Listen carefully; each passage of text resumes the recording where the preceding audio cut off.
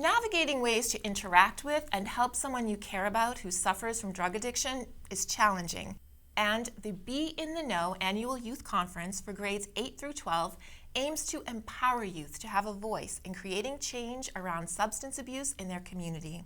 It's happening virtually on June 3rd, and Julie invited Kelly Macomber, Program Coordinator for Plymouth Youth Development Collaborative, and Katelyn McSweeney, Coordinator for Plymouth Area Prevention Collaborative, on to talk about it. Katelyn and Kelly, welcome. Thank you so much for being here. Katelyn, will you just explain what you both do in the organizations that you work for?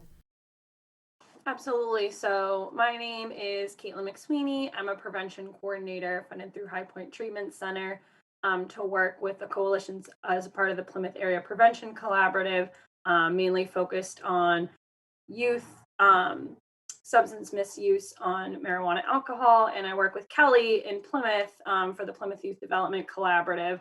So we work together in the community of Plymouth under the Drug Free Communities Grant. Okay, under the Drug Free Communities Grant, which is great. So, Kelly, talk a little bit about the virtual youth conference that is coming up and what it entails and what the objective is, who's participating. Go.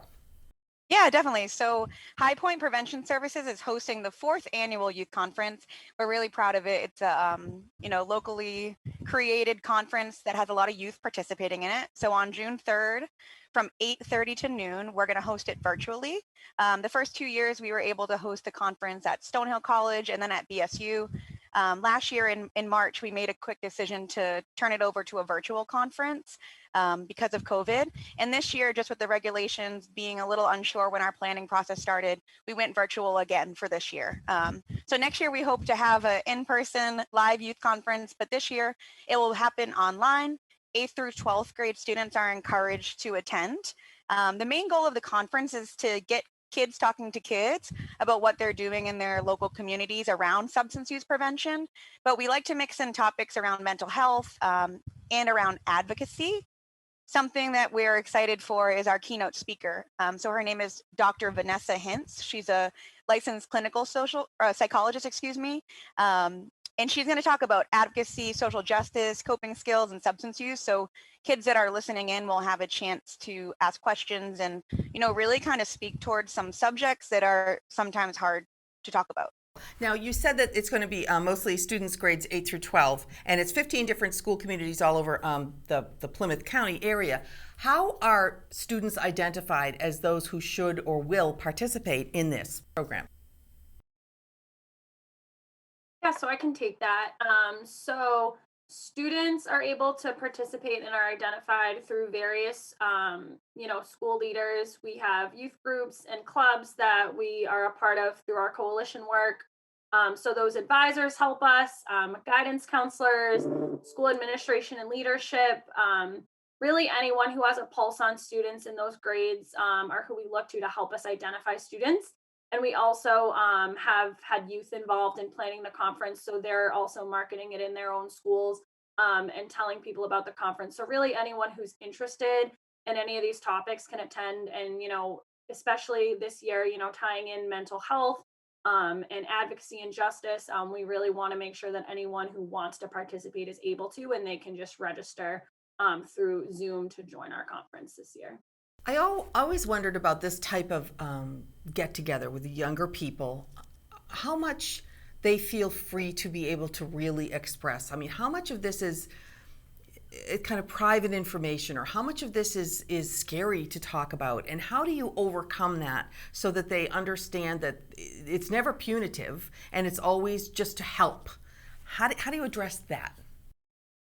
Ooh, so it's always a difficult topic. We find that in general, youth are a lot more open than you think they would be when you give them a safe platform to talk about these things. But you're right, it always has to be really intentional that, this space is set up in a way that they feel safe, ground rules are set. But mostly, I think that when one young person starts sharing about their experience, or when a speaker shares about their experience, it lightens that feeling of not being able to share. And you almost see like a ripple effect of kids sharing one after another, just because they feel like they can do that now that someone else has kind of started that ball rolling. As facilitators, that must make you feel so wonderful to see that happen.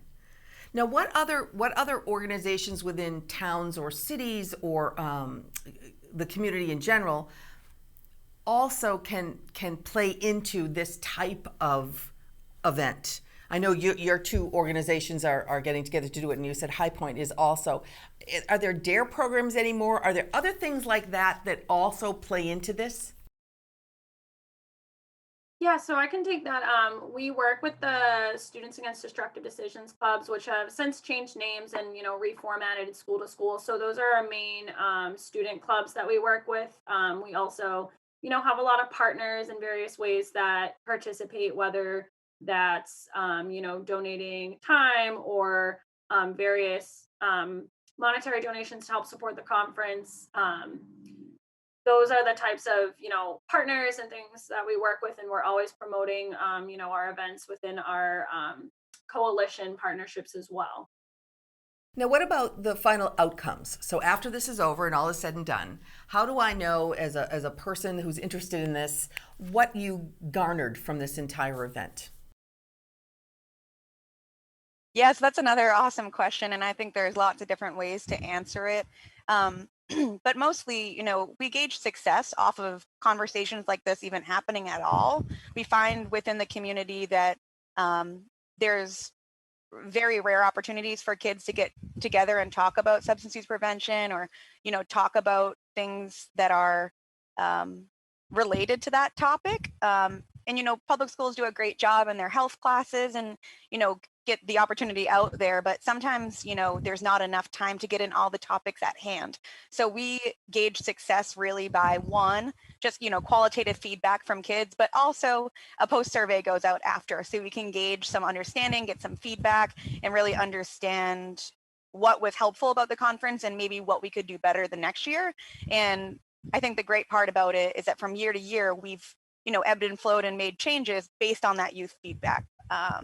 So yeah, that's really our goal, is to not so much do what we want to do as adults, but more so what the young people want to see and hear and what they need in that year. So because of COVID, this conference will be focused a lot around healing, growing, helping, and just a lot of, conversation around how we're going to get back into the swing of things and make that transition. Because it's been hard for young people, it's been hard for adults for sure, but it's also been hard for our youth. Yeah, it's been super hard this year. And the last thing I want to ask both of you before we close this interview, and this has been great, is the youth have missed out on an awful lot this year. What they've gone through, like you said, adults, we have a different perspective. We can draw on a lot of history and things that we've been through in our past where maybe the younger people can't. And I always wonder is how concerning is the level of substance abuse, how much it may have increased that we don't even know about, because of the fact that the kids this year haven't had the guardrails or the points of contact that they generally have in their lives when they're moving in and out of places and schools and coaches and teams and things that they do. They haven't had as many eyes maybe on them this year.